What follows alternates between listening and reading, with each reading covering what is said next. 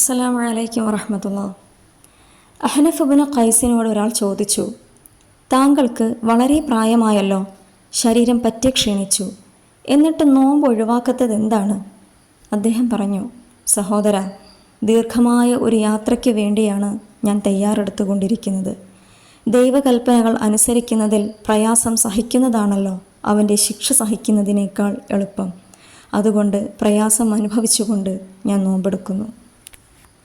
ഇമാം ത്വബറാനി ഉദ്ധരിക്കുന്ന ഒരു ഹദീസിൽ ഇങ്ങനെയുണ്ട്, റമളാനെ ആദരിക്കുന്ന കാലത്തോളം എൻ്റെ സമുദായം നിന്ദരായി തീരുകയില്ല. അപ്പോൾ ഒരാൾ ചോദിച്ചു, അള്ളാഹുവിൻ്റെ റസൂലെ, റമളാനെ അനാദരിക്കുമ്പോൾ അവർക്ക് സംഭവിക്കുന്ന നിന്ദ്യത ഏതു വിധത്തിലുള്ളതായിരിക്കും? നബി സല്ലല്ലാഹു അലൈഹി വസല്ലം പറഞ്ഞു, റമളാനിൽ അള്ളാഹുവിൻ്റെ വിലക്കുകളെ ഒരാൾ ലംഘിച്ചാൽ, ആ ദിനത്തിൽ വ്യഭിചരിക്കുകയും മദ്യപിക്കുകയും ചെയ്താൽ അള്ളാഹുവും ആകാശലോകങ്ങളിലുള്ള മുഴുവൻ മലക്കുകളും വർഷം മുഴുവനും അവനെ ശപിച്ചുകൊണ്ടേയിരിക്കും. അങ്ങനെ അടുത്ത റമളാൻ വന്നു ചേരുന്നതിന് മുൻപ് അയാൾ മരണപ്പെട്ടാൽ നരകാഗ്നിയെ തടുക്കാൻ അവൻ്റെ പേരിൽ അള്ളാഹുവിൻ്റെ അടുക്കൽ ഒരു നന്മയും ഉണ്ടാവുകയില്ല.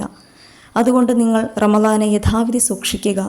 തീർച്ചയായും അതിലെ നന്മകൾക്ക് മറ്റൊരു കാലത്തുമില്ലാത്ത വിധം ഇരട്ടിയായി പ്രതിഫലം നൽകപ്പെടും. തിന്മകളും അപ്രകാരം തന്നെ. ഒരു മുസ്ലിമിനെ റമളാനിനെ സൂക്ഷിക്കേണ്ട വിധം സൂക്ഷിക്കുവാനായി ഈ ഹദീസുകൾ പഠിപ്പിച്ചു തരികയാണ്.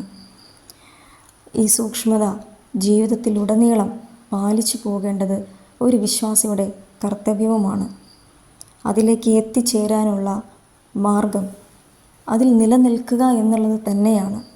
റമളാനിൽ പഠിച്ച പാഠങ്ങളും റമളാനിൽ ഉണ്ടാക്കിയെടുത്ത നന്മകളും വിട്ടുപോകാതെ, ചോർന്നു പോകാതെ അത് ജീവിതത്തിൽ മുതൽക്കൂട്ടായി മരണം വരെയും കൊണ്ടു നടക്കുന്നതാണ് ഏറ്റവും ഉത്തമമായ കാര്യം.